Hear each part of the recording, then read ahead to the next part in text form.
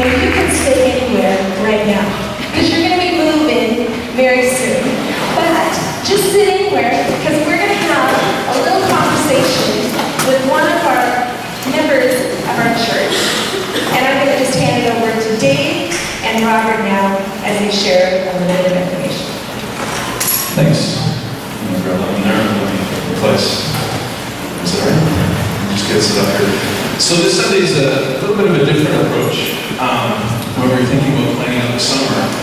And given that the church has gone through some dynamic changes over the last few months, we thought it would be kind of exciting to change things up a little bit.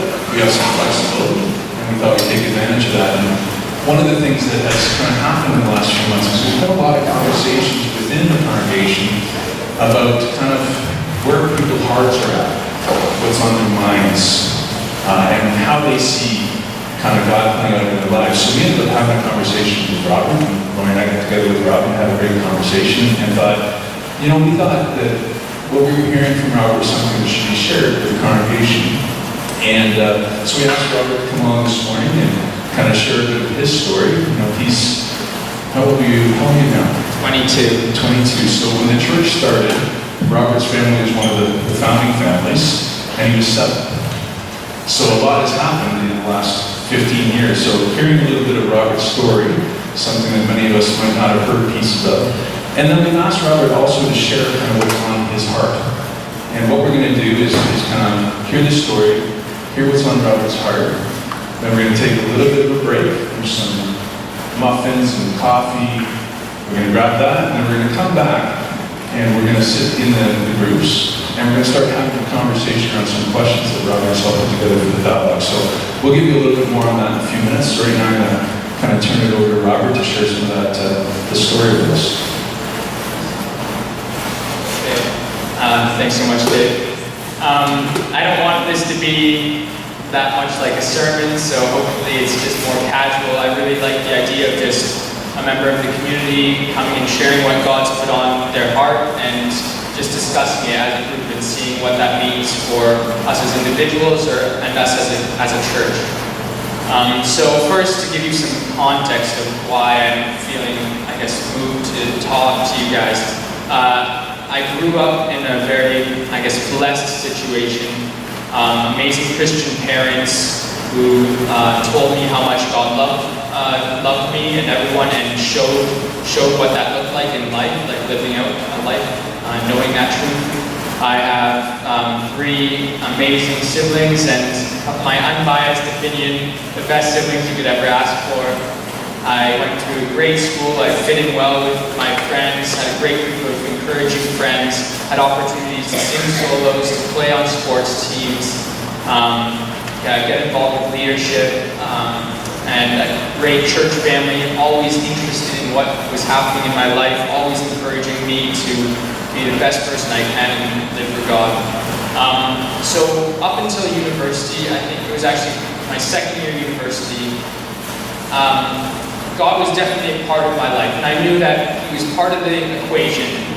I think the biggest thing that was holding me back, or my biggest question is, okay, how much of the equation does God have to be? Like, how much do I have to give up, or how much do I have to worship God in order for this life to keep on going, this great blessed life to keep on going? And not material blessing, just my great life that I enjoyed. And it was, in second year, so a combination of courses that I took, people I met, maybe a bit of more taste of the adult world. I learned just living a bit more, I learned some key lessons, I think. And the first is, we all worship something. So, and a lot of my high school friends would be like, look, I don't go to church, I don't bow down to anything, I don't sing songs to anything. But one of my university professors, worship, in its oldest translation, is worth giving. So you worship something if you give worth to it. And I think giving worth to something means it dictates the decisions you make in your life. It dictates how you spend your time, how you spend your energy, how you spend your money. It really has an influence on how you live your life. That's real, tangible, not airy-fairy, but real tangible worship. And as Christians, next slide, sorry. Perfect. Okay, so yeah, you give worth to something. You worship something that you give worth to, and it actually has an impact on your life. And so, I guess I saw my friend group, or even the adult world, as I want to be a singer. I look at famous singers, and oh my goodness, they all think they're worshiping this, and it fails them. So this leads us to the next point. And as Christians, and I really think just all my life experience, or not all, but my life experiences led me to really, really believe we are meant to worship God. This is one of my favorite verses. No one can serve two masters. Either you will hate the one and love the other, or you will be devoted to one and despise the other. You cannot serve both God and man. And man is this idea to cling on to something, to possess, aka other gods. Whatever, maybe it's your career, maybe it's like pornography, your sexual desires, your money, your family, any of these things. You can't serve both God and any of these earthly things, which, so I look around at the world, the adult world, I've got a taste for it, and we're all searching for something to worship. We all want to say, okay, this is what I'm living my life for. And you just see time and time again, oh my goodness, different situations, oh, fame, no, that fails. Money, oh, that fails. Like, my family, even families can fail you. And it's just like, holy cow, in the Bible and my life, I'm just being yelled at. Like, don't worry about giving it all for God, because if you, it doesn't matter. Everything else, does fail you, and that sounds bad, but it does. It won't bring you that fulfillment you're looking for. It really doesn't.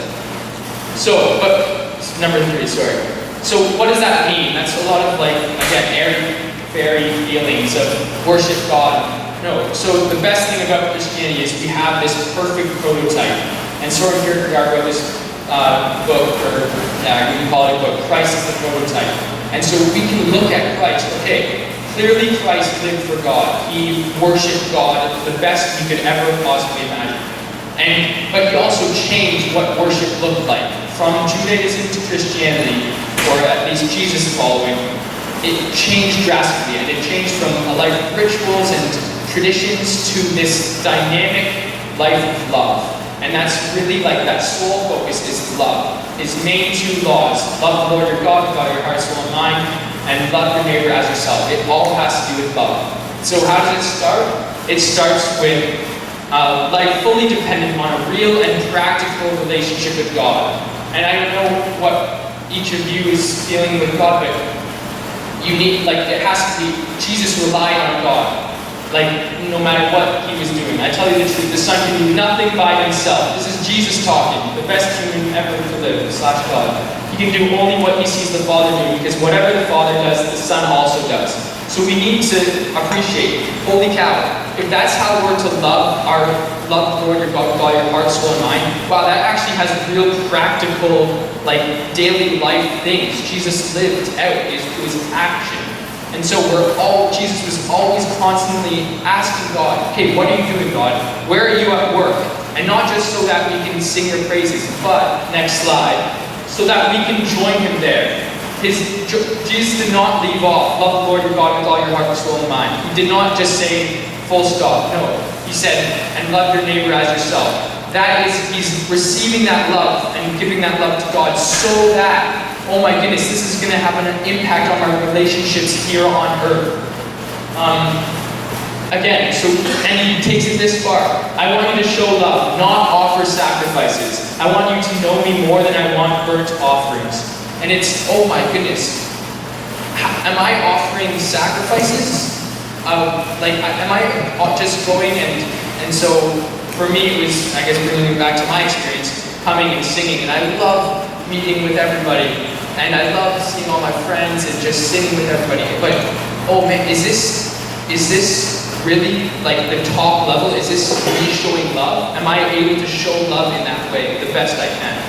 And so, I think 100% is part of it, but we really need to make sure, okay, if we really worship God, so we base our worship of God, of giving worth to him, like Jesus gave work to him. Holy cow, I think his opinion is the most important, and he should be the guiding voice. The only reason I do anything is because God is dictating me to do or showing me where he's at work.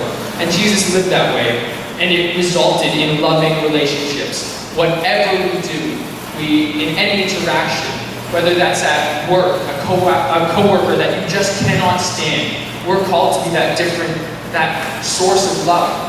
That person is definitely searching for affirmation or some type of love. We're supposed to give that to him. I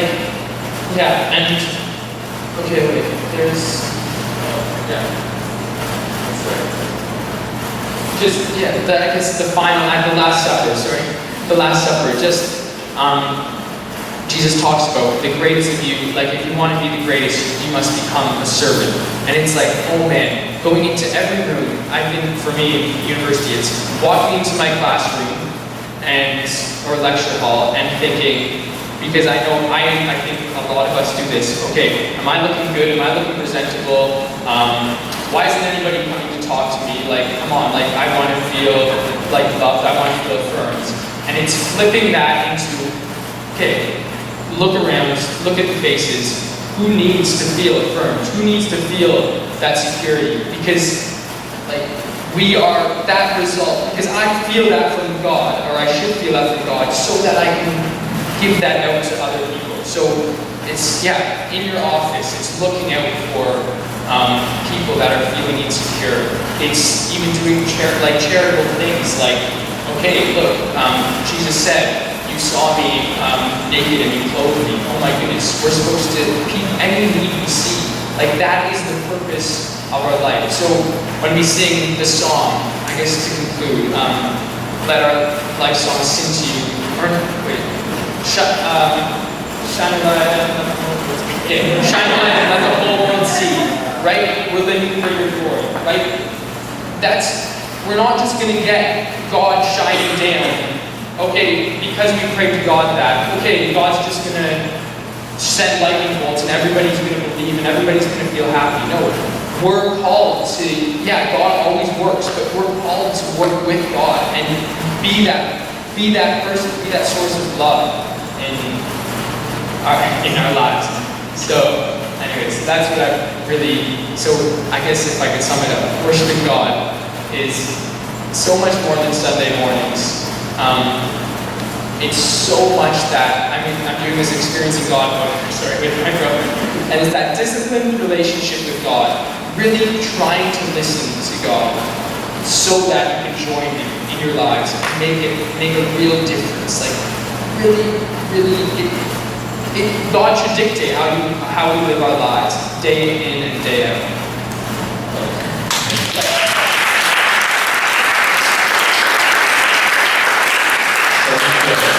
I think you're hearing kind of that passion and excitement. We had a technology failure up here as well, so we're going to kind of turn around and look behind them for what's on the screen. But one of the really things that I was hearing in the conversations we were having is kind of you're alluding to it now. You've been working through Experiencing God, and as you've been doing that, the challenge that you've been feeling and looking for not just getting into the routine, but doing more. Right? So it's not just about coming and having an experience, but doing something with the experience. You want to talk a little bit more about that? Yeah, so for my girlfriend's birthday, my mom gave us both this Experiencing God, I guess, devotional. It's a 13-week thing. And it's amazing. So it's adding discipline to our relationship. Because if I've learned one thing from the book in my relationship with, all my key relationships right now, it's, oh my goodness, they take discipline. It's not just this, it doesn't just come naturally. Anyways, so this Experiencing God is really bringing discipline to my relationship with God. And constantly just having it on your mind. Oh my goodness, what does God want me to do in this conversation? The coolest thing about that, though, and me and Victoria, my girlfriend, have mentioned it a few times, is it's so one-on-one, like it's so me filling out my answers. Nobody else other than Victoria knows my answers to this book. But the overwhelming feeling you get, which I think you do get when you say, love the Lord your God with all your heart, soul, and mind, is, oh my goodness, I need to be this is leading me to do, like I want to do things. I want people to notice. I want to express this love that I'm feeling to those around me. Like it's continuously, so it's such an internal, personal thing, like that discipline, like humility to God, but it's amazing how natural, like it needs to lead to something else. Like it's that natural, just, oh my goodness, I'm receiving so that I can give. And it's just, so I guess as a church, I know we've talked a lot, maybe, and of course it's not just about Sunday mornings, but even taking time on Sunday mornings to do something else, to really express the giving part of our faith. Because we worship God so much, just to do more in your community, do more in the lives of your friends. Yeah, so it's cool.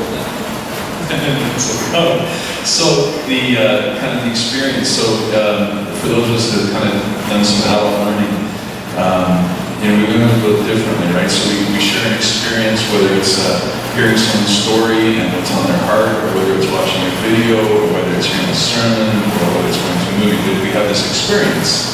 And then what do we do with that experience? And that's been a big part of the conversation we've had over the last few months, is what do we do with that experience? So what are you thinking of that? What do we do? Right. Well, okay, so yeah, so I've loved our church so much, and I still love our church family. Like it's who I am right now, right? Because I came to our church and experienced God the way I have. Like this is the person I am. So I can't, I guess say, oh, that was bad. But again, that feeling of wanting to do more and doing what to do with that experience. So, like, are you talking about it in a couple of weeks? No, we'll go there in a second. So with that experience, then, right, there's a couple next steps. One is that we want to reflect on that. So often at church, we have a reflection time, right? We have that song, usually a softer song or something. And that reflection time is really to reflect on what's the experience that we've shared together. And then to the point we move now where we look to, so we've had an experience, we've reflected on that experience, and this is the big one that I've heard from Robert over the last little while, and that is, what's the application to that experience, right? So we experience it, we reflect on it, and then we apply it. So let's talk a little bit about that. Yeah, so, okay, we're reflecting. So we're all going to hopefully have some good discussions about what that means for you in your life and what that means for us as a church. My big, I guess, not dream, but my application part, because I really hope you leave here feeling like, okay, I'm going to go do something because what I heard, right? It doesn't mean anything if you think, oh, so passionate. Anyways, so in 2 weeks, we're not going to have a service, and we're actually going to host, well, you don't have to host brunch, but the idea came from hosting brunch for our neighbors. So, and it doesn't have to be that, it can be taking them to the park, or it's just any time during that week up to Sunday the 21st of August. It's, okay, not focusing on myself, focusing on my relationship with God, and so looking around at the people in my life, and investing. And I guess my main goal of it was to, okay, you leave that person, whatever day you do it with them, you leave them thinking, holy cow, that person like really invested in my life. Like, it doesn't have to lead to a conversation about your salvation. It doesn't have to lead to a conversation about Jesus. They will know we are Christians by love.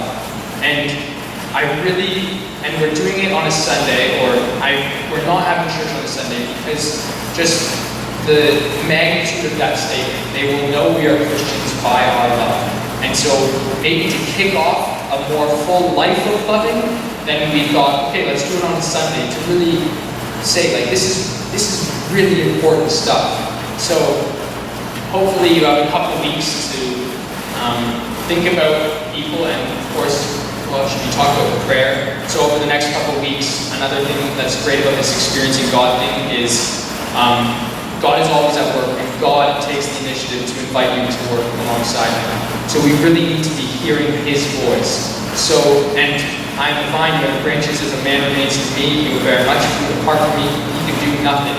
We really believe in that. We can do nothing on our own. So it's just a bunch of kind of empty acts. So this week, we're going to ask you to take a prayer walk through your neighborhood.